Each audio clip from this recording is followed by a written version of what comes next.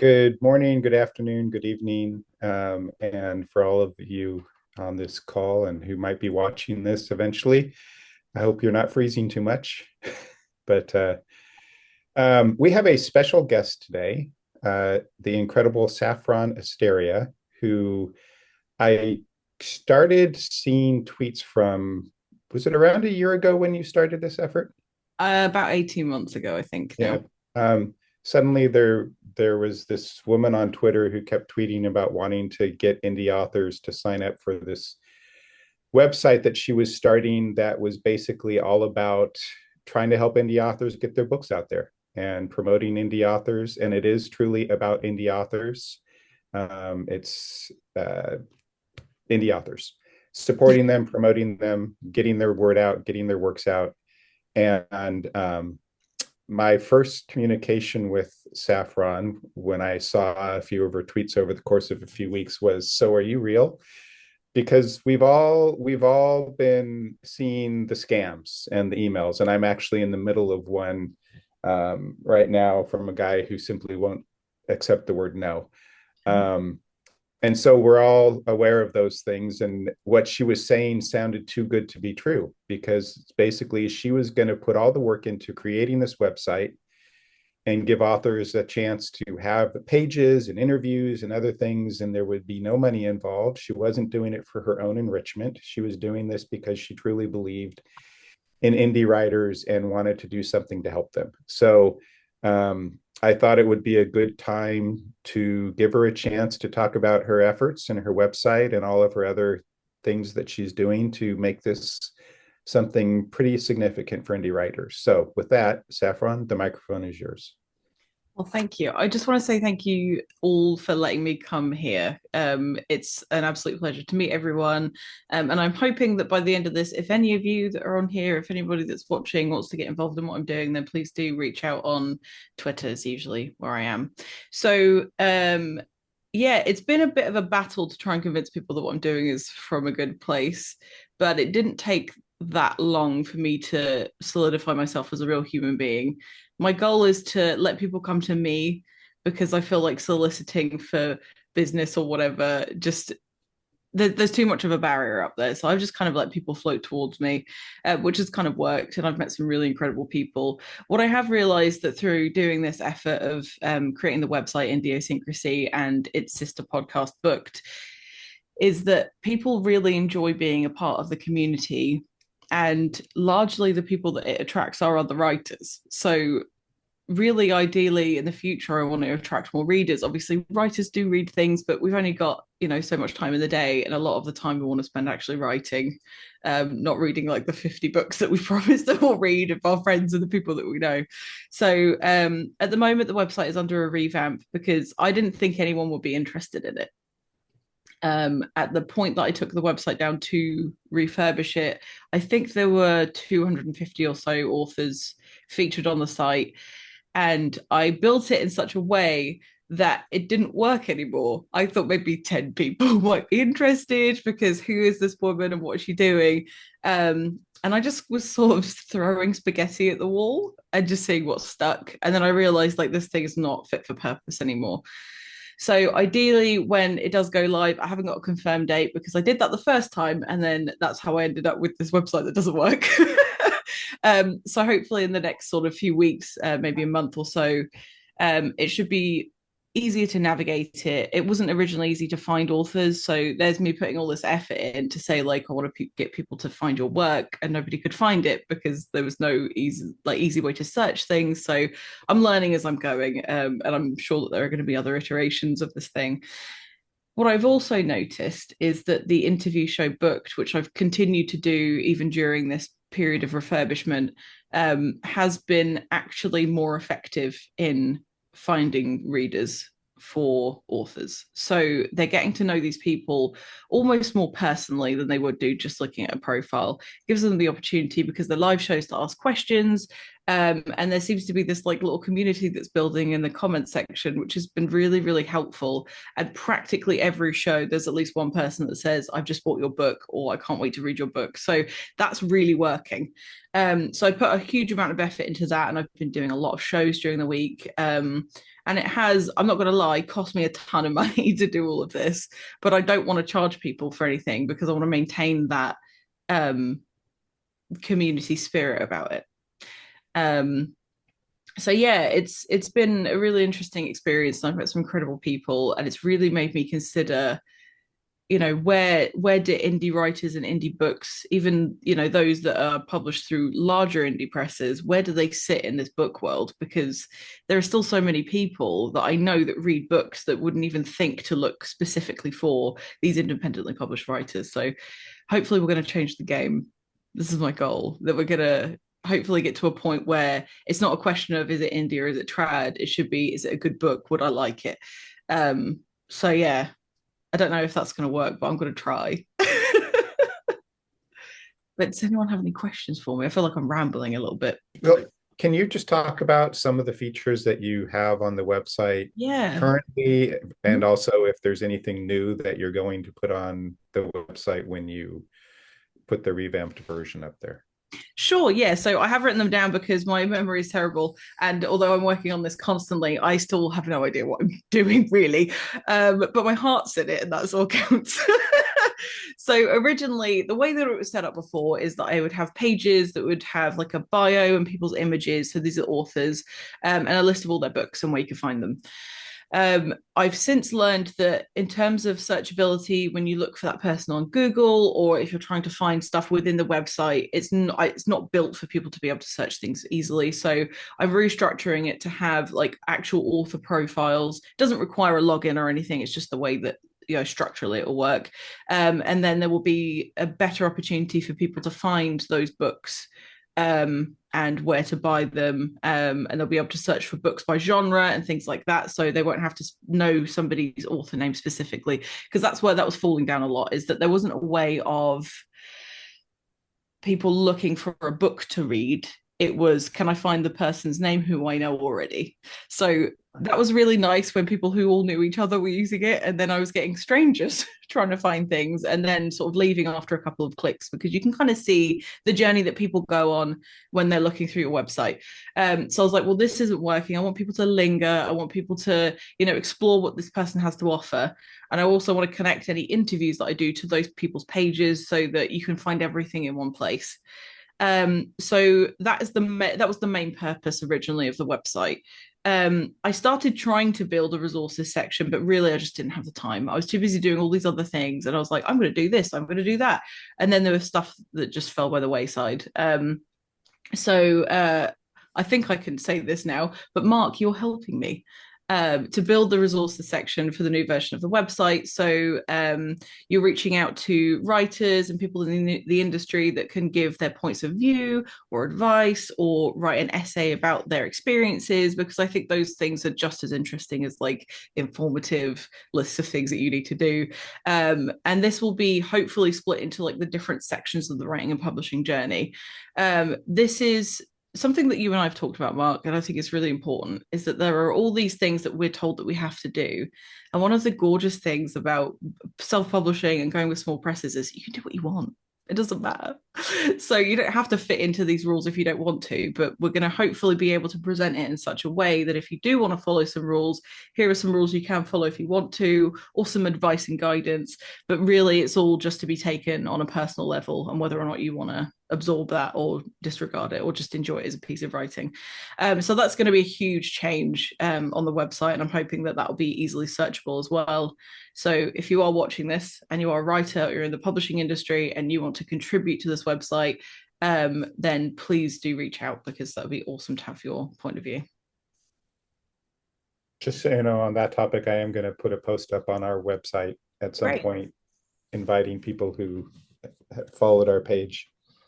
Excellent. Thank you.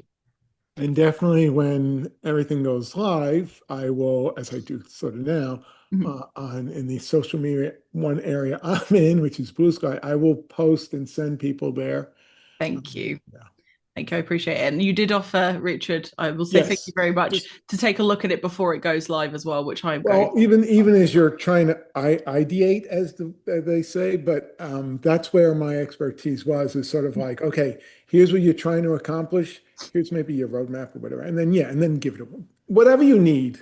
I appreciate it Because very much. honestly, as I said during even our interview, I'm in awe, and I think what you're doing is wonderful. I think we need this.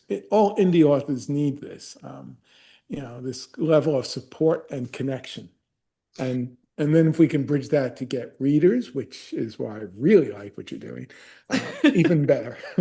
I'm trying to find them, but they live somewhere else. I know. This is the hard thing. This is something that I've noticed. And I don't know if anybody, I don't know if we're all on social media at all, or if you're in some sort of, you've got a newsletter, whatever like internet connection you have to writers and readers and people like that. Once you put yourself in that writer bracket, anywhere that has an algorithm, which is basically everywhere, you can't get out of there. That's where you live now, and it's really hard to bridge that gap to get to readers. And then I go and look at the reader spaces, and I think, they're speaking a different language. They're speaking a totally different language, and I have no idea what to do to get to that point.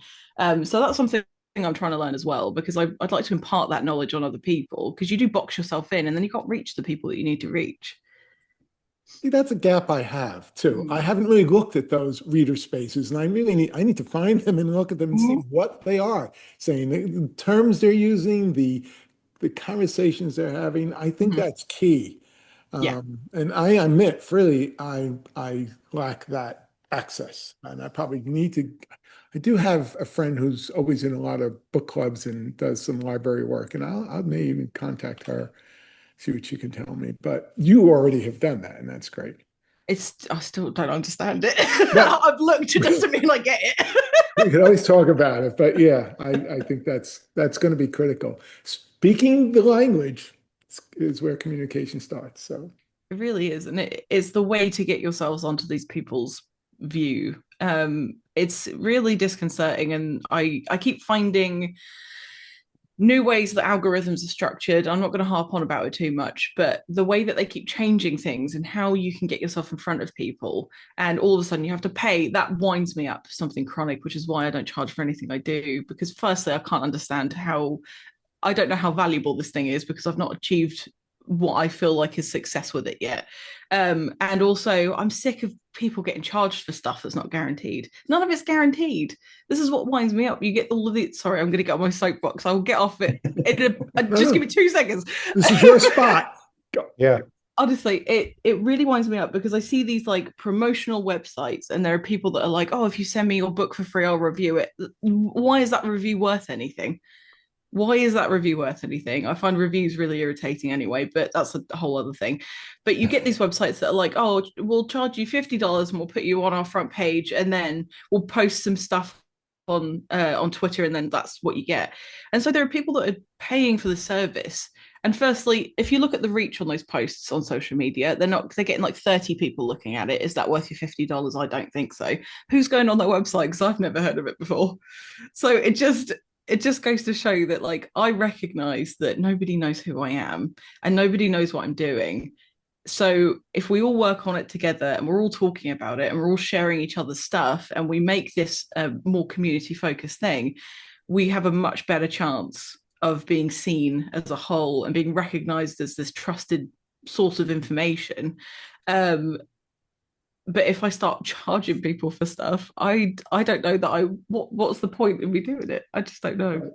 Can I also, sorry, Mark. No, I was just going to say, I think that's one of the reasons why you've been so successful. You got a lot more than 10 people to sign up for your website. Is we're all desperate to find ways to reach readers, to promote our work, and you offered something that you weren't going to charge for. And that, I mean, that's just, as we know, as we hear, indie authors generally don't have a huge amount of money. They don't make a huge amount of money doing their writing their books and putting them out there. So it's not like we all can run out and spend $2,000 on a marketing campaign. So you're offering something to a lot of writers that they're desperate for. Desperate is an absolutely perfect word for it, because that's why I started this in the first place. Before I say anything else, Richard, you had something else to say as well.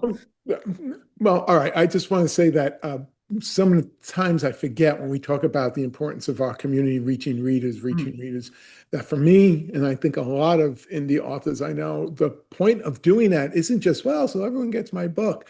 That's nice. But I think the real point is so that readers know there are more options than what's being fed to you by corporate. And I don't want to be all anti-corporate, but I'm just saying that's your view. That's what's being sold to you. That's all you see. And you may find readers, other readers, and you may find books and authors that click with you better than what's available because, again, as we pointed out a little bit earlier, when you're an indie author, you have the freedom to do what you want and to write, and maybe you're not, and maybe you do that, and you're not going to reach the broader audience, but that's not why you're doing it. And so for the readers out there, this access point could give them like a whole new world to explore, and it's a worthwhile exploration. That's where your moderation comes in that you're talking about. It's not like, again, it's not pay for view.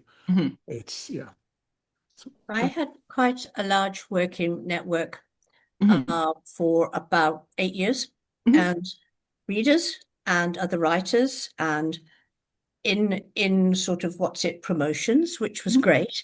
And then Facebook took me down because some little guys in the Philippines decided that they would like to post pictures of naked ladies on there instead.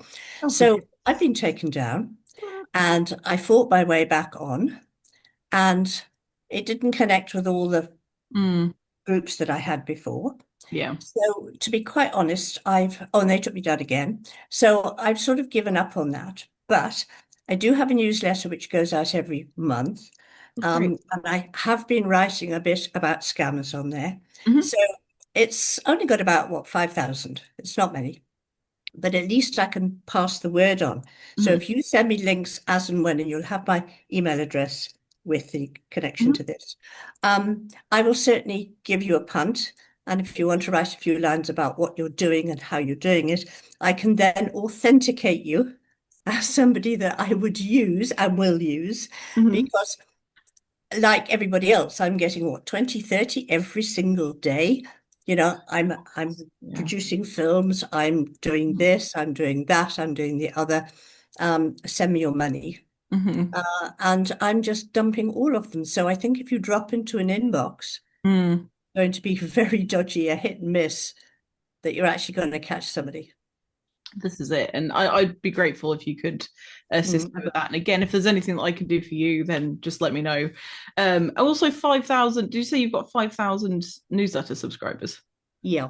I can't say all of them always open it because I'm too lazy to check how many opened and how many. But generally, I've got a very hardcore of at least 3,000 who have it every month. And I hold a competition every month and I put lots of cartoons in it. So hopefully that's holding the ones that I get. Even if they don't read a word, they just go and have a laugh at the cartoons. At least they're just a subscriber, goodness knows. But very often when I've sent the newsletter out, I do have a spike in sales. That's fantastic. That is an incredibly powerful tool that I think a lot of people don't utilize. And also 5,000 is not an insignificant number. I'm just like, that's very impressive to me. But yeah, newsletters are fantastic because you have a captive audience. And if they don't want to stick around, they can unsubscribe. So generally speaking, a majority of those people want to hear from you. So yeah, that's very cool. But the rest of the social media, I'm afraid, when Twitter stopped and it sort of changed its name, I didn't really become very involved in it anymore. I'll look at it and gasp and close it down again. I do now as well. I'm at this point where I made a rule for myself, and if I see a post that annoys me, I close the app, and I spend very little time on it now. That should happen within about 6 or 7 seconds. The first thing I see, I'm like, don't ever go to Threads. I tried, I can't. No. Yeah. It's infuriating. Can I don't want, I'm not going to X bash. I could so easily, but That's why I'm looking forward to your site going live too, because honestly, when I do go there, and you could say this of any social media site, depending on your point of view, but when I do go there, I always say, after I'm just even looking at what your schedule is, then I see things and I feel like I gotta go take a Silkwood shower right after. And it's like I got to get away from relying on, and when you have your site, it'll be easy for me to just go there and focus. And that's all I'm going to see is wonderful indie stuff. So, well, fingers crossed. And something that I am going to be mindful of as well is I want it to be an open space for people to come and they feel included, but I also don't want to just take on anything. I want to make sure that there is a standard of quality that people come to expect when it comes to recommendations and things like that. So my goal is to pretty much take on anyone for an author profile, let people explore that. But any recommendations that I make, if I have books of the week or books of the month, because I think stuff like that is kind of helpful. A lot of people still like to be told what is good. So I did this before and I'm going to continue to do it. I want to personally verify that I do believe that, more people need to read these particular things. And a way to sort of balance that is that I'll obviously create profiles for anyone I can. I do exclude's the wrong word because I don't want to make people feel horrible. I don't create profiles or promote books that contain AI either on the cover or internally. That is a personal choice that I made. It might upset some people. I don't really care. I care in the sense that I don't want people to feel bad. And there are people who I really like and respect whose books I've read and they've since created AI covers. It doesn't mean their writing's bad. It's just a personal preference. It's such a gray area that I can't be like, well, we can let a little in, but not a lot. It's a yes or no thing for me. So if you are considering requesting an author profile or having a books featured on the website, I don't accept books that contain AI. There have been a few instances where authors didn't know that they had AI in their covers because they trusted their cover artists. And to me, it's very obvious when you look at them. And I'm not going to go on about it too much because I don't want to make people feel bad. I get why people use it.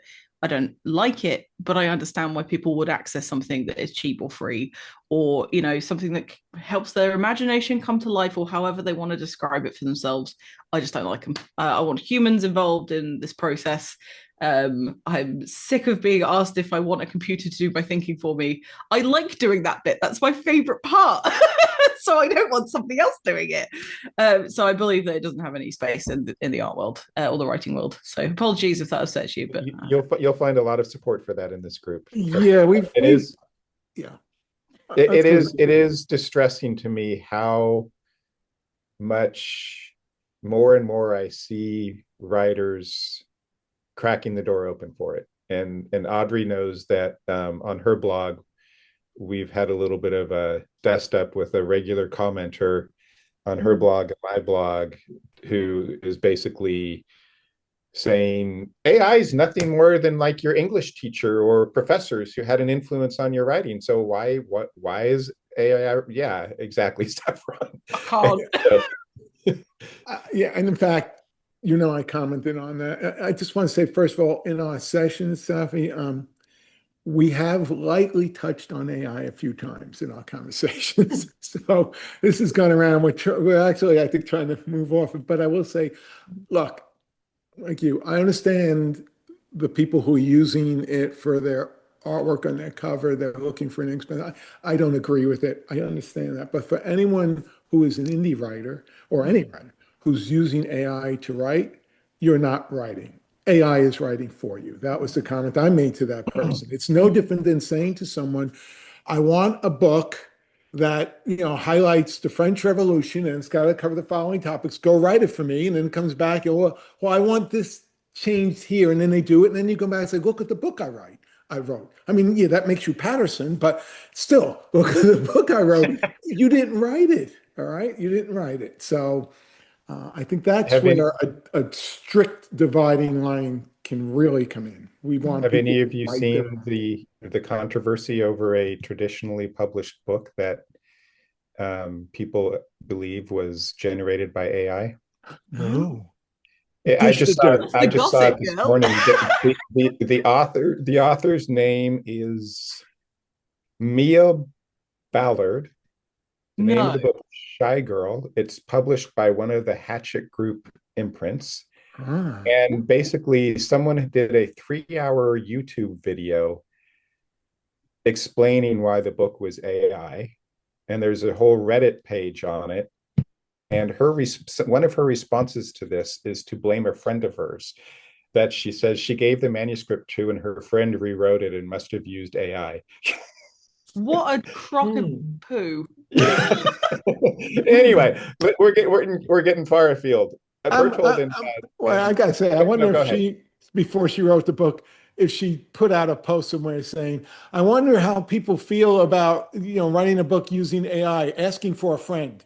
I mean, that's kind of a friend of mine. Yeah. I read about 3 books a week because I get paid to review them. And now I have I have to check it twice. Firstly, to put the American spelling in. So it takes out all my British spelling. And the second one is to put it into a special program with AI. And I has to check it that it doesn't have any content, AI content in it whatsoever. That's confusing to me. Did I misunderstand what you said? So you have to use AI to check to see that there's no AI in it. It's a special program that they sent to me, and I put it in there and what I've written, and I have to press check for AI, and it has to come up with 0%. So this app is provided by the company that you're. Okay, I got it. I understand. That's wild. It's Okay. one of their tools. It is one of their tools, yes. I mean, we're not going to escape from it. It's still going to be there, but I think that there is a time and a place. Like if it's something that's going to be, I've very strict rules in my mind about what I find acceptable in terms of writing, but I struggle with the idea that people justify it so hard, and they get really angry with it, trying to justify their usage. And even if the whole like theft and not actually creating the thing wasn't a part of it, the environmental impact of using generative AI, can't even say it angers me so much, is enough for me to shun it away. So I think if you informed yourself of actually what the thing is and what this beast does, and you still try and justify it and fight until you're blue in the face, I've struggled with that and accepting that as a person. But anyway, we could talk about this all day. It's a horribly negative subject, but basically, I won't accept books that are created using AI. We have talked about it all day.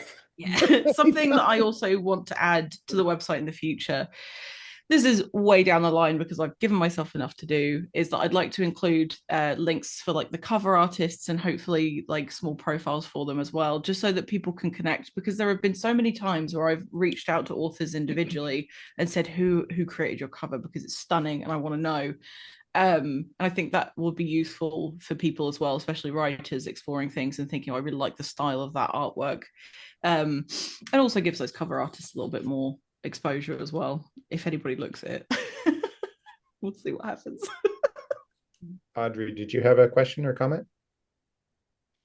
No. Oh, okay. Bertold? I was curious about something you said earlier, Saffron, about you said there something about reviews can be irritating to you, and I was curious. Expand on that, please. I dislike them intensely. You just like the paid reviews?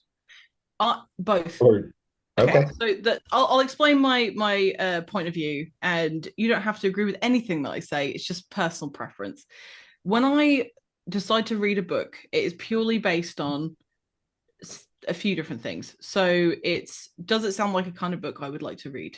And I base that on the blurb. Occasionally I'll read the first few pages. If I'm in a physical bookstore, I'll look at the first few pages. Sometimes on online stores you can read a sample. I'll do that. If I get on well with the writing and the storytelling, then I'll read the book. That's kind of how that goes. Or if it's by an author that I already like. I'd never use reviews. I think they're subjective and ridiculous, and there are people that write a whole essay and now I know what the book plot is. What's the point in me reading it at that point?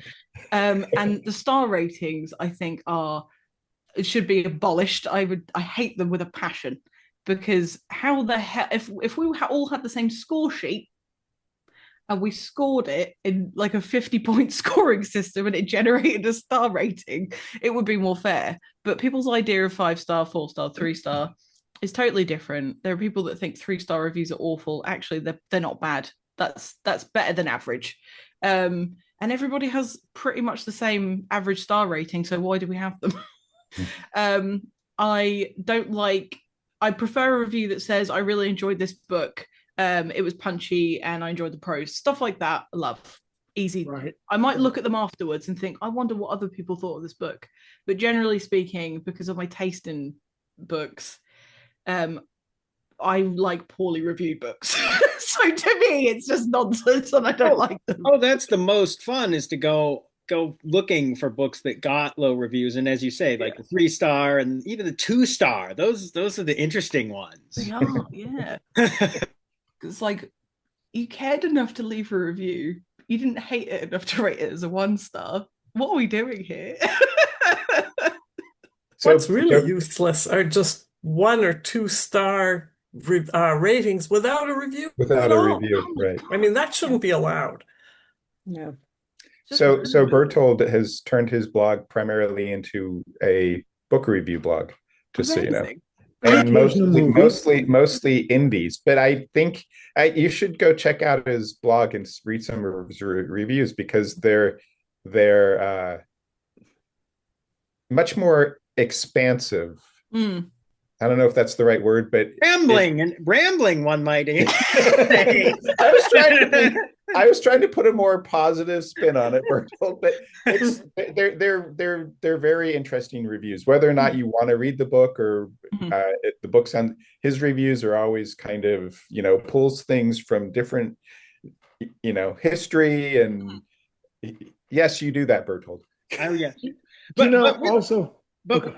I was just going to say, sorry, Richard, just that my main purpose, Saffron, I think in my reviews for the most part is actually, I think, similar to yours, is that for the most part, I'm trying to promote indie books and get people to look at them. So if someone said, I go to Bertold's blog and I see what he's reviewing and I just go look up the book, I don't even read this mountain of text he threw out there, I would be fine with that. Yeah. If I'm getting attention on the books, that's all I really care about.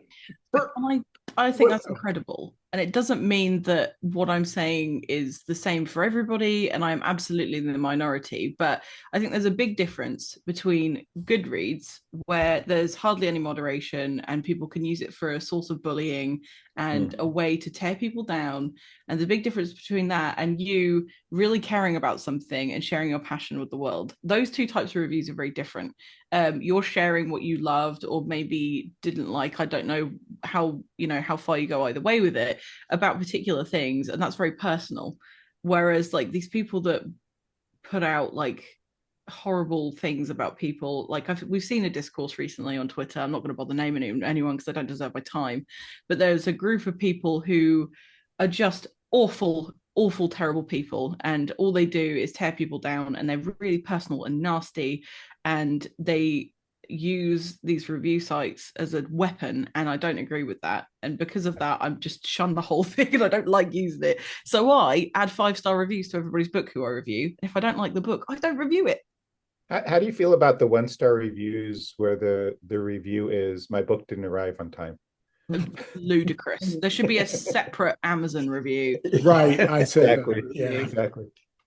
Oh, ridiculous. That annoys me. So I wanted to expand on some of the things that you're doing that you described. So for instance, the interviews. You're in season 2 of Booked. Season 1 was, you generally tried to do 1 interview a week, and it was recorded, and you have those available on YouTube and Spotify. Anywhere else? YouTube, Spotify, iHeart, Castbox, Apple, Amazon. I think that's it. So all the podcast platforms. Season 2, you've changed things up a little bit. You're now doing 3 a week, and they're live. So people can listen to the first season. They were recorded and then put up on the platforms. Now they're live, So you can listen and you can comment and ask questions during the interviews. They're usually between 45 and 60 minutes long. Around that, yeah. Sometimes they tick over a couple of minutes, but usually I try and keep it around that because attention spans are low these days. And how far in advance are you scheduled? Like June. Is it are we into the next century yet? Not yet, no. If I said yes to everybody that asked, I would be into the middle of next year. So I'm doing next week, at the time of recording, next week, I'm doing 4 shows because I've lost my mind.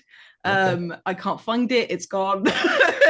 But that's partially because the Small Spec Book Awards, the 2025 winners, I can speak, I promise. The 2025 winners all got an interview with me on the show. So I was trying to slot those in.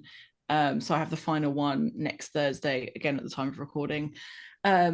I had this really, really long list of authors who were featured on the website that I wanted to have the opportunity to interview before I then opened it out for practically anybody to come on the show.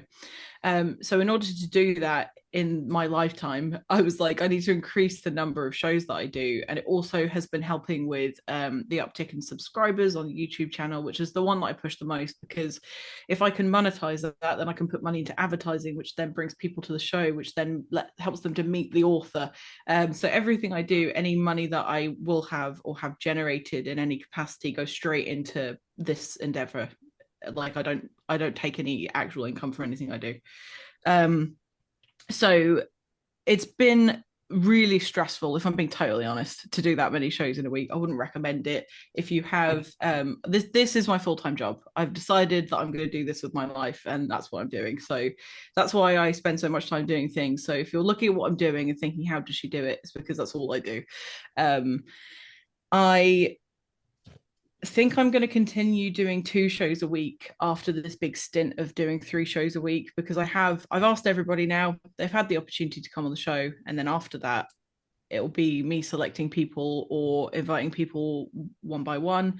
I've also introduced some shows where I have booktubers, because I think if we connect those 2 people, their audience are readers, my audience are writers. So if we can get those 2 people together, then the booktubers will have writers to interview, their readers will have more writers to read. So I'm hoping that will help itself. And I've also got some interviews with people that run book blogs and things like that, basically so I can ask them questions that we all want to know. So like, how do you find readers? Like, what do you do in terms of research? What's been successful for you? What kind of advice would you give writers that you've seen?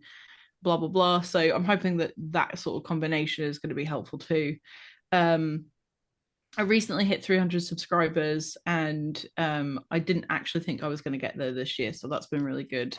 And the increase in views each episode has increased. I just said increased twice, I think.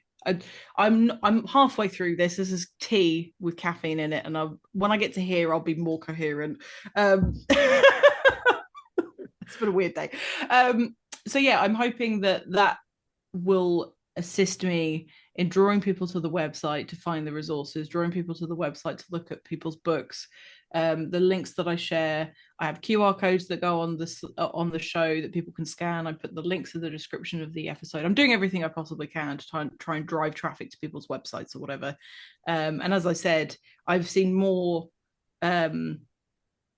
measurable data in terms of people actually getting sales from what I'm doing of people's books than I have done with the website. So that's definitely still going to be at the forefront of what I'm doing, because that will be the thing that draws people in. Let's grab the person's personality. Do you want to meet the author? Ask them questions. When I have them on again, then you can have questions about the book you read of theirs and things like that. So yeah, it's been a weird, very busy time, and I've learned a lot about what I don't want to do for the next season. But yeah, so I'm booked up till June now. For June. Yeah. Okay. One of the other things you're doing that I think has a longer horizon is, or farther away, printing.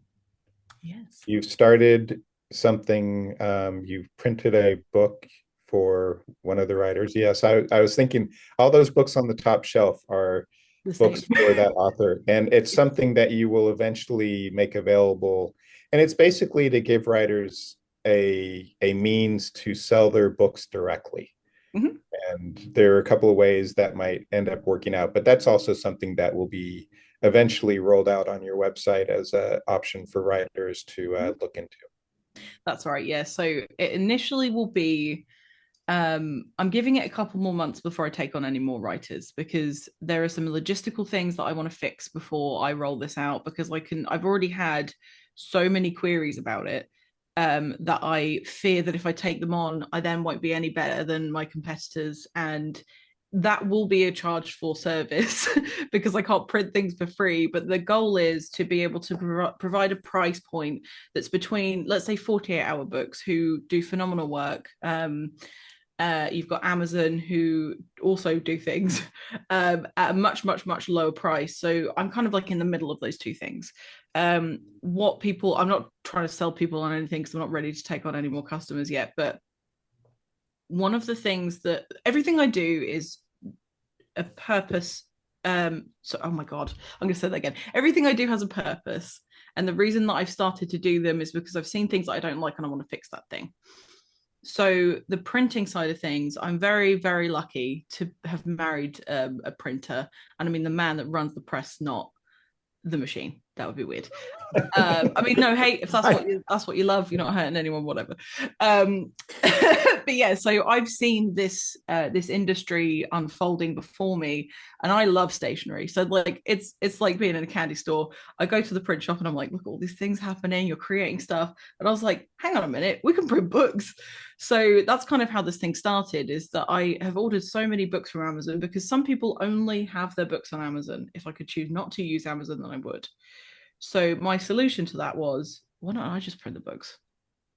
Why don't I just offer that as a service? So for the price that I give to people for printing their work, I will also do the distribution for them if they want to, and I'll be selling those books through the website. Or if you have an event, or if you want to sell direct through your own website, you can order an amount of books and I'll post them to you.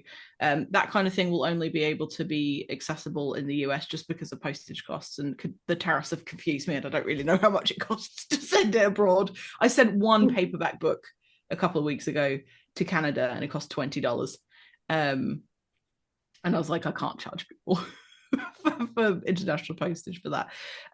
So that is kind of the goal. I individually inspect every single book before it leaves me, because I cannot bear the thought of somebody paying for a book and it arriving and the pages are wonky, or the front cover's bent backwards because they've shoved it in a bag, or they put it in a paper envelope and it gets crushed in delivery, or there's people's greasy fingerprints on the covers, which makes me so angry, because why aren't you washing your hands after lunch, you dirty person?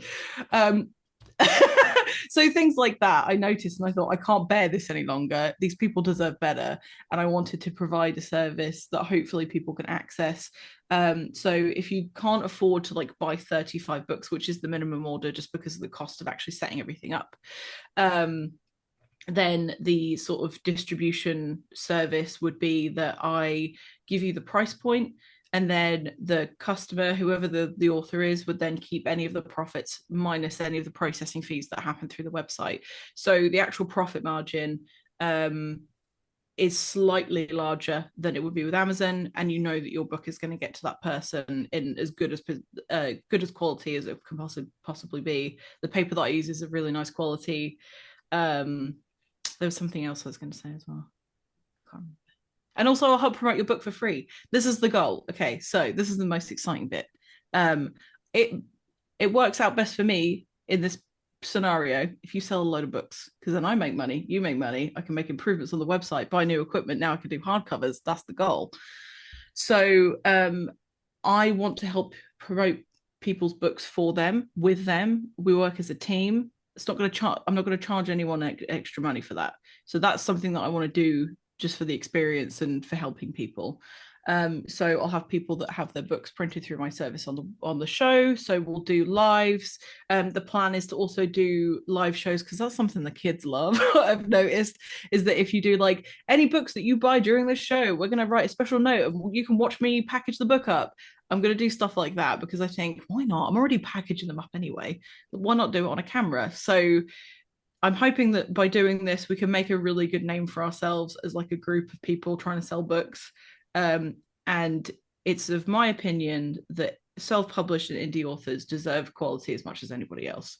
So if I can provide that and a personal service where I'm a hotline for you and you can be like, I don't know if this marketing thing is any good, and I can be like, I don't know either, but let's try it anyway, then we can work as a team, and then hopefully that'll be a thing. So that is a much, much, much larger undertaking than the website and the show. So once those two things are in a good position, then I can take on more clients and we can start taking over the world.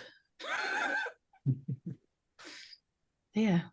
I don't think I took a breath that whole time. I'm so sorry. I got really excited.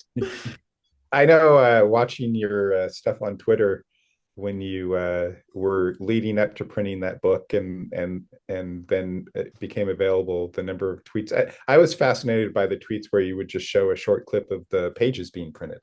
Mm-hmm. You know, or the stacks of books or things like that. And it's a way to just to draw attention to it. Mm-hmm. You know, it's not just, hey, buy this book. It's here it actually is being printed out right now. Mm-hmm. I don't know. I thought that was interesting. So what other authors get the opportunity to do that and to get to see their book coming to life? That's so exciting to me. I love physical books and I love how it's made and things like that. I love seeing how the sausage is made. That's one of my favorite things. And I think when it comes to doing things like the signed copies, what I can also do is send the front page in a stack to the author, providing that they're based, you know, somewhere local, as in the same country as me. They can sign all those pieces of paper and package them up and send them back to me, and then I can glue all the books together, so they don't have to have like 30 books sent to them. The whole thing can be done in a much more economical way. And there's a lot about this process that I'm still learning, but I am having the best time. Cutting out a book and trimming the edges is the most satisfying thing I have done in a very long time because it's so smooth. It's very exciting. So yeah, it's been a good experience. You get to use the guillotine. I do. I get to use the big cutter. As long as I promise not to put my arm under it. That's the stipulation. But yeah, so that's kind of something that I was running with, and I wasn't going to do it as soon as I did, but the author was ready and I was like, screw it, let's do it before Christmas. And then I did, and it was this mad rush, and thankfully everything worked out okay. But it's shown me a lot of holes in the way that I'm going to work that I have to fix before I do anything else, because I have access to the orders, but they're not automatically sent to me. I have to check them individually. What happens when I have 50 people that want their books sold? None of that's all good. None of it's going to work. So yeah, once I am at the point where I can look at like plugins and extensions for WordPress and things like that, I'm hoping that that's going to be something that makes it a more smooth process, because, you know, one of the best selling points is other people that aren't you, that don't know you, telling strangers that your book is good because they don't have any loyalties to you. So hopefully that'll all just sort of come together. I don't know what I'm thinking. So when I say what I'm doing out loud, I think I'm nuts. I don't know why I decided to do all of this other than I just want to help. It sounds great. It really does. I'm so tired. But yeah, so it's a fantastic distraction from writing. Yeah, well, that's the other thing. I think, what was it, 9 months ago? Don't out me, Mark. 9 months ago, we had a deal that you were going to send me your manuscript by the end of the summer. Was that summer of 2027? I think just the summer of love. I don't know. No, I'm still waiting for it. I'm still waiting for it. You were going to get it soon, because I've been given a deadline by my dad, who is one of the coolest people I know, and I love him to bits. And he said to me, with no warning, by the way, I expect your finished book, not just the manuscript. He wants the finished book by his birthday in June. Yeah, okay. You've got time. You don't have much time left. No, I know. And he's probably going to get like a limited edition unfinished copy. But he was like, that's all I want for my birthday in the whole world. And I was like, now I feel awful. I have to finish it. Okay. So yeah, that's ticking along in a way that I don't get to discuss, but I have a deadline now. So Yeah, I understand that I'm basically doing all those things so I don't have to finish the book, because I'm utterly terrified that it's going to be finished and it's going to be awful. So if I don't finish Nope, it won't. Schrodinger's book. Yeah. Anybody have anything else? Yes, not surprising.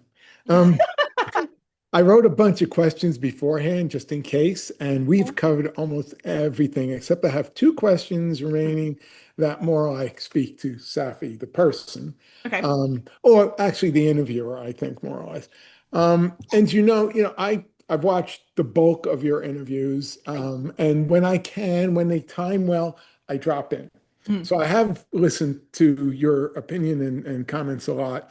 And I do know that a lot of times you mentioned, and I'm going to call this your professional to be read pile, TBR pile, that you talk about how, I predominantly read in this genre, like horror, etc. There are things you like, but then because you're getting to interview these indie authors, you read their books and it's sort of expanding your horizons.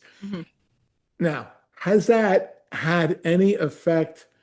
Not that you have the time to read anymore, but has that any effect on your personal to be read file? Have you decided, you know what, maybe, it's not just this one book I love. Maybe I should read more in this particular genre or not, because it's you have, your comfort areas. So that's a great question. I think I have absolutely changed my outlook on looking for books. So I used to just exclusively look for horror books because for some reason, I cannot stand scary movies and scary TV shows. I love scary books. The scarier, the better. The more disgusting, depraved, awful, terrible. From a psychological standpoint, I find them incredibly interesting and I really like them. Reading, I'm still not convinced on romance, I'm sorry to say. It's just because I don't like sappy stuff.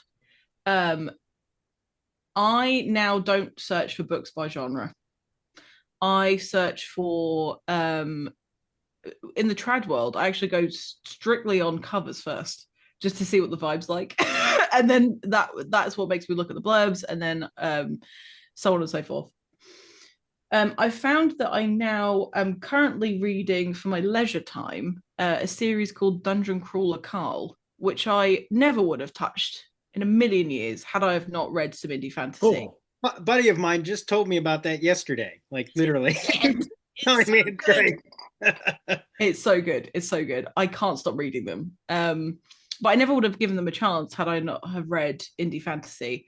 I now have much higher expectations for traditional books than I ever have, because I've found that the best books that I have ever read in my entire life have all been indie books. And I'm not just saying that because of who I am or what I do. There is something about the voice that you get from people who don't follow rules that I deeply enjoy, and I think I always have. So yeah, to not stray too far from your question, it's definitely had a massive influence on the way that I No, view that is exactly where you went right where I went. Yeah. I nearly did. I was going to go somewhere else. In fact, that differentiator there between trade, and I point this out even in our interview, it's the difference between a marketed product, which I have nothing against, it's a livelihood for people, but then it's going to get, put through the mill to be a marketable product, as opposed to something that is just more creative and more open. So, second question, I don't know how many interviews have you done? Do you remember? I lost count because I had a cancellation and I had to take all the numbers off of the episodes, but I think I'm up to nearly 70 now. 70, right? And you've read, and I know you've read pretty much at least one book and sometimes more than that. Now that you are now a person who has read an enormous number of indie books, for readers out there or people in book clubs, especially people in book clubs who, I think there's some that one of my friends said, she doesn't want to bring one that people have never heard of or whatever. But what would you say is your opinion about why why readers who have not considered indie books before, book club people who have not, been afraid to, why do you think they should make the effort? Where's the, well, I'm not going to rephrase So there's so much out there that is untapped gold that people will never have heard of. And I think if you are willing to give a chance to a more commonly known book, I mean, think about all the times that you've read traditionally published books, well-known books, if that's something you do, and you've read it and you thought that was fine, or I didn't really like that, or this was amazing. It's exactly the same. Exactly the same in the indie world. You're going to take a chance either way. You're going to take a chance on those, 8, 10, or however long it takes you to read a book, hours that you spend with that author. Why not take a chance on anyone? It's the same as like shopping at small businesses. You're helping somebody achieve their dream, and if you don't like it, then just don't read anything from that person's work anymore. But you shouldn't let it deter you from trying something else. So if you're looking for a book to read, try and shop around, find book blogs, find people like me who are trying to get these people out there, and look for somebody you've never heard of before and read the blurb. If you can get a sample, read the sample. And then that would be worth you trying, because I didn't really ever think of a distinguishing thing between trad and indie published books. And I realized that one of my favorite authors, Elias Witherow, he's a horror author, publishes with an indie press. I never realized because I loved his book so much, and I'm trying to get him to come on my show, but I don't think it's going to work because he's really big and whatever. If you're watching this, Elias, hit me up. But there have been so many books that I've read in my life that I've gone back to look at, and I've gone, that's not one of the big five. That's from a smaller press, or like I just stumbled upon this thing. And I found some of my favorite books through Reddit, actually. Not anything else. I used to read like horror stories or horror shorts, and then I found out that these people published books and kind of went down a rabbit hole. And I think if you are a part of a book club, or a place that, a group that likes to discuss books, or if you like to review things and things like that, you're doing yourself a massive disservice by not just giving anyone the chance. If you like to do things based on recommendations, I can recommend some indie books for you. But I think largely I'm the type of person that likes to look for a smaller business, or handmade products and things like that. That's in my nature. Try it. Why not? What are you going to do? Read a book that you might like? Oh no. So yeah, yeah, exactly. Well, and let me add for the people out there, we're cheaper too. I was just going to say, indie books typically are paperback, half what a traditional paperback would cost. Ebooks are a fraction of what the traditional publishers charge for ebooks these days. There's less risk for you. But anyway, thank you. That's all I've got. Thanks for the questions. Thank you a million. Anybody else? Anything else? If we're almost at the end, which I think we are, can I just say one thing about AI? Yeah. I'm all for it. If it knocks on the door and it's wearing a pinny with a broom in one hand and a mop in the other, I will welcome it with open arms. But without any of those, I'm not there. I totally agree with you. That's a fantastic way of putting it. I think, like I said, when we talked about it earlier, you will find I think near universal support for the idea of keeping AI as far out of this as possible in this group. It's just not anything that we're willing to do. I left a local writers group because too many of them were started talking about using AI, and I just like, nope, not going to do it. Yeah. We're going to lose our critical thinking skills. That's what scares me the most. Well, that's right. There's very little that we have. if you use AI, it's not your story. It's that simple. No, it's not. It's not. No. So thank you, Saffron. I look forward to working with you on the future on Indiosyncrasy. I hope to be in one of your live interviews someday. I'm just going to put that out there for you. I tell you what, stay on after this and we'll discuss that. You have my phone number. Call me. Oh yeah. Oh, there you go. Okay. Anyway, thank you. The way this works is Bertold will edit it, and usually it takes him a week or two to get through that because he is also a very busy person. Once it's posted, we'll make sure to let you know and put it up on Twitter and other places. So appreciate everything that you are doing. It's my pleasure. If you do upload this to YouTube, I think there is an option to add a collaborator. I don't know if it appears straight away. Sometimes you have to go back to it a couple of days afterwards. But if you wanted to add me as a collaborator, it will show up on Booked as well. Then hopefully more people will see it too. Absolutely. Thanks. Yep. Thank you for that. Thank you for everything. What you're doing, I think, is wonderful. This was so much fun. Nice to meet you, Saffron. You too. And anyone on this call, on this show, if you would like to come on the show, there is an open invitation for you. If you wanted to schedule anything in, then please, you've got my email. So email me and we'll start the ball rolling, okay? Take it. Thank you, everybody. Thank you. For those of you in the storm's path, stay warm. Thank you. Thanks. Have a great week, everybody, too. It's Bye. gonna be cold.